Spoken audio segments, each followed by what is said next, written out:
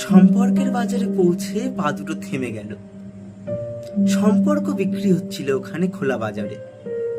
আমি কাঁপতে কাঁপতে জিজ্ঞেস করলাম, কি দামে বেচছো ভাই এই সম্পর্কগুলো?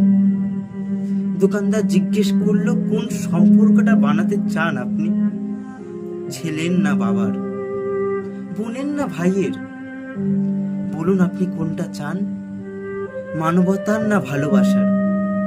মায়ের না বিশ্বাসের? বাবুজি কিছু তো বলুন, কোনটা নিতে চান? চুপচাপ দাঁড়িয়ে কেন? ঠিক ভেবে বলুন। ভয়ে ভয়ে বললাম, বন্ধুর। দোকানদার ভিজে চোখে বলল, দুনিয়াটা তো এই সম্পর্কেই টিকে আছে। তবে মাফ করবেন বাবুজি, এই সম্পর্কটা বিক্রির জন্য নয়। এর কোনো দাম দিতে পারবেন না। আর যেদিন এটাও বিক্রি হয়ে যাবে, সেদিন দুনিয়াটা উজাড় হয়ে যাবে। তো শক্তি চট্টোপাধ্যায়ের সম্পর্ক আপনাদের কেমন লাগলো কমেন্টে জানাবেন।